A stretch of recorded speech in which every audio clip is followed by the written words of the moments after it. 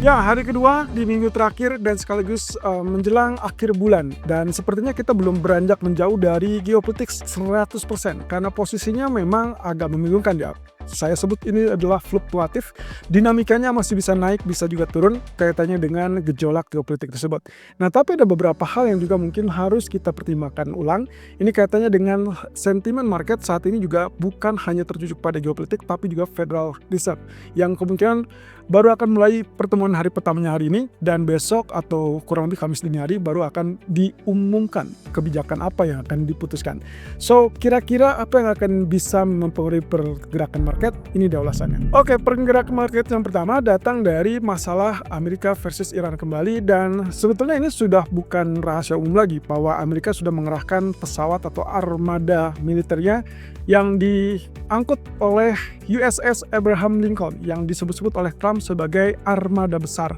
Dan kali ini kabarnya yang terbaru adalah mereka sudah siap, sudah siaga dan berada di daerah atau di sekitaran kawasan Iran. Saya rasa ini akan menjadi memperbesar peluang untuk terjadinya serangan sewaktu-waktu yang estimasinya menurut beberapa pengamat kemungkinan akan terjadi di akhir pekan. Ini untuk gunanya meredam efek yang secara tidak langsung akan mengganggu pada market. Ya, ini sudah kita bahas kemarin, tapi ya tanda-tanda ini semakin nyata dan kemungkinan kita akan lihat dalam beberapa hari ke depan. Tapi yang jelas intinya adalah yang ingin saya sampaikan, ini menunjukkan bahwa eskalasi geopolitik masih akan bisa terjadi, walaupun kalau kita lihat dari 1 atau 2 hari terakhir, ya kecenderungannya adalah bagaimana Trump untuk mengarahkan apakah dia akan mengangkat berita ini atau dia akan meredam sendiri. Nah, di sisi lain, dampak dari Trump juga kecenderungannya adalah kaitannya dengan gangguan politik kepada Powell. Dan sepertinya bukan masalah keputusan suku bunga yang saat ini menjadi menarik perhatian pasar, justru kaitannya dengan pandangan Powell akan seperti apa, kaitannya dengan jumlah atau tingkat pengangguran yang mulai turun, kemudian juga pasar tenaga kerja secara umum dan inflasinya tentunya. Nah, kondisi ini akan kita dengarkan besok, tapi nggak ada salahnya juga kalau misalnya kita perhatikan atau pertimbangkan terlebih dulu bagaimana atau apa yang akan terjadi ke depan. Nah, yang ketiga ini adalah kaitannya dengan pandangan Morgan Stanley. Beberapa bank besar sudah mulai merevisi atau mengupgrade pandangan mereka terkait dengan harga emas. Berhubung target mereka yang mulanya 5.000 baru akan terjadi di akhir tahun 2026 ternyata sudah sampai dan bahkan terlewati. So, ini masih awal tahun, jadi mereka mempertimbangkan akan ada proyeksi ke depan yang mungkin jauh lebih tinggi. Sebagai salah satu contoh adalah Morgan Stanley. Kali ini dia memprediksikan kenaikan sampai level 5.700. Padahal bulan sebelumnya dia hanya memprediksikan kurang lebih sampai 4.800, dan itu sudah terlewat dari sejak bulan Desember kemarin.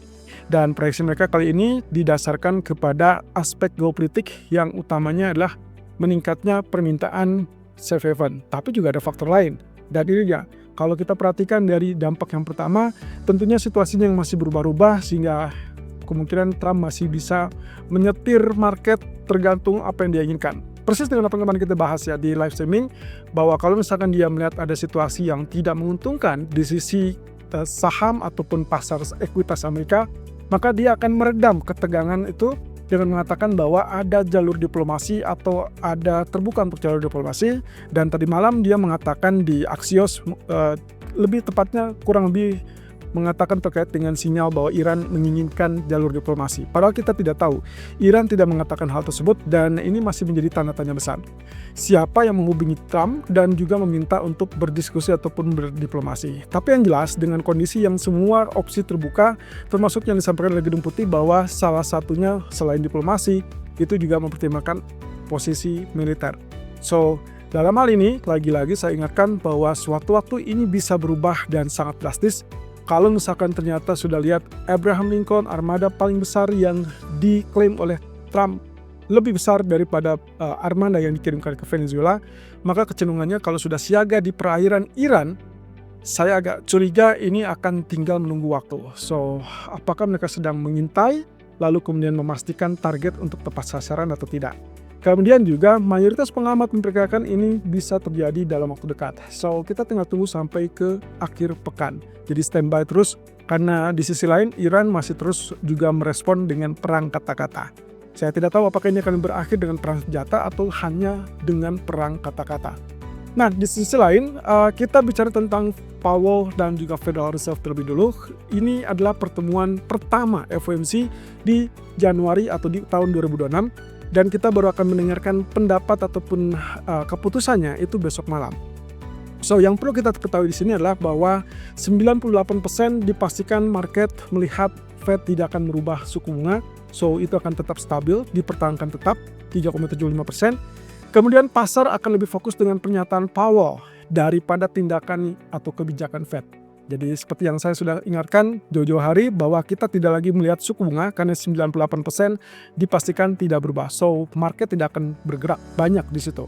Nah, berarti Anda harus perhatikan press conference-nya, pernyataan dari Powell, kira-kira pandangannya seperti apa, terutama terkait dengan pasar tenaga kerja. Ingat, data bulan Desember yang lalu menunjukkan tingkat pengangguran justru turun kembali ke 4,4% dari 4,6% waktu November. Jadi saya rasa ini akan sangat penting ya. Apakah mereka masih tetap mempertahankan sikap dovish-nya atau mereka berubah kembali ke sisi hawkish? Nah, di sisi lain juga ada beberapa pandangan bank. Kali ini saya mengutip pandangan dari Goldman Sachs dan juga Bank of America. Oke, dari Goldman Sachs mengatakan mereka masih optimis dengan 2 kali pemangkasan tapi dimulai di pertengahan tahun. Saya rasa saya tahu ini alasannya dan kita sudah pernah bahas ini berkali-kali bahwa alasan yang paling mungkin itulah setelah Powell resign ataupun pensiun di bulan Mei 2026, maka ketua yang baru diharapkan nantinya akan memikul tanggung jawab untuk memangkas suku bunga, dan diperkirakan disitulah akan ada pemangkasan lebih dari 1 kali yang disampaikan di dot plot kemarin. Kemudian yang kedua dari Bank of America, ya, BofA Securities mengatakan Powell kemungkinan akan menggunakan nada hati-hati, lagi-lagi nada hati-hati. Kemudian investor sendiri akan menyoroti penilaian Powell tentang penurunan tingkat pengangguran. Ya, yang tadi sempat kita sebutkan dari 4,6 menjadi 4,0%. Apakah ini akan menjadi urgensi dia untuk melihat situasi untuk terus memangkas suku bunga? Dan juga tentunya pertimbangan politik yang membebani ataupun ya berada di balik keputusan Bank Sentral kali ini. Terutama apa yang terjadi pada independensi Bank Sentral. Kalau seandainya ketua Fed yang baru nanti lebih dikenal dengan orang dekat dari Trump.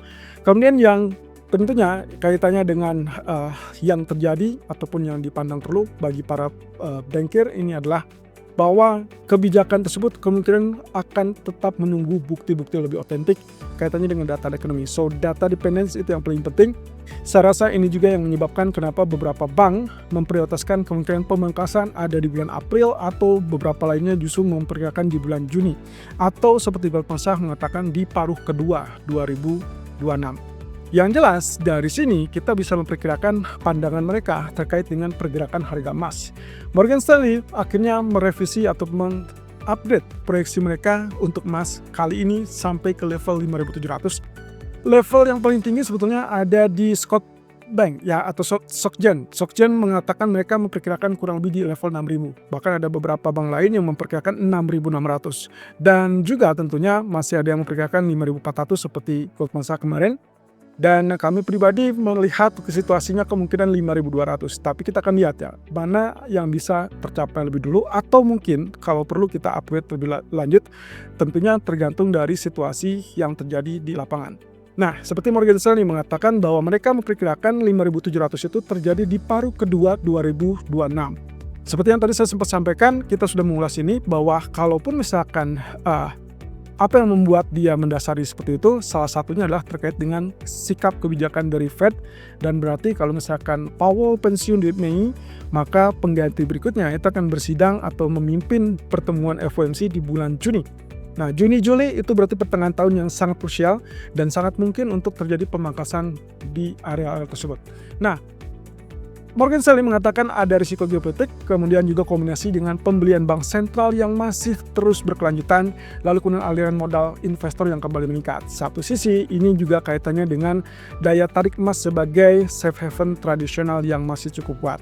Nah, ditambah lagi ada perkiraan juga dari Morgan Stanley terkait dengan dana atau aliran dana ke ETF. Jadi ini yang mendasari terutama di Eropa sana, orang-orang bukan melihat atau mengincar emas fisiknya, tapi mereka mengalirkan ke ETF.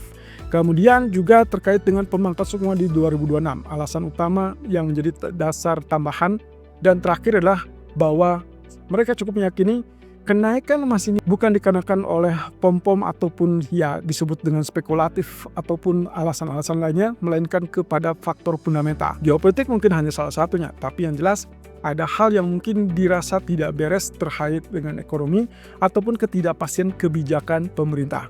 Nah, itu sebabnya ada aksi jual atau aksi ya kita katakan negatif untuk semua tentang Amerika, baik itu dolar ataupun bahkan obligasi pemerintah Amerika yang saat ini tidak diincar oleh para investor dan mereka mengalihkannya kepada aset safe haven tradisional yaitu emas tadi. Itulah sebabnya kenapa emas sangat mudah untuk mengalami volatility atau dalam hal ini kenaikan. Dan dari data ekonomi hari ini kita praktis akan melihat dari beberapa hal yang mungkin bisa menjadi sentimen atau penggerak sentimen, tapi sayang saya tidak melihat terlalu besar ataupun signifikan. Cuman mungkin kalaupun kita pertinjau atau perhitungkan, saya lebih otomatis melihat dari consumer confidence. Ini tingkat kepercayaan dari konsumen dan kita lihat di sini angkanya 90,6 naik dari 89,1 bulan sebelumnya atau periode sebelumnya. So kalau misalkan angkanya relatif lebih rendah, berarti kita akan lihat dolar kembali tersungkur atau lemah. Dan itu berarti emas ataupun saham bisa saja mengalami kenaikan kembali. Tapi kalau misalkan angkanya relatif lebih tinggi atau bahkan jauh lebih tinggi daripada ekspektasi, jelas di sini berarti kita akan lihat potensi emas akan kembali lanjutkan koreksi yang tertahan kemarin, walaupun dengan catatan bahwa kita masih tetap diwarnai atau dibayangi oleh geopolitik. So, lagi-lagi saya ingatkan, kemungkinan dampak atau reaksi marketnya selama geopolitik itu masih tidak menentu atau sewaktu-waktu bisa pecah, maka ada kemungkinan respon atau reaksi market kurang lebih hanya sekitar 5-15 menit after data. Setelah itu mereka kembali ke pola awal dan juga perhatikan tanda-tanda dari sinyal yang ada di area-area grafik tertentu, support ataupun bahkan resistance.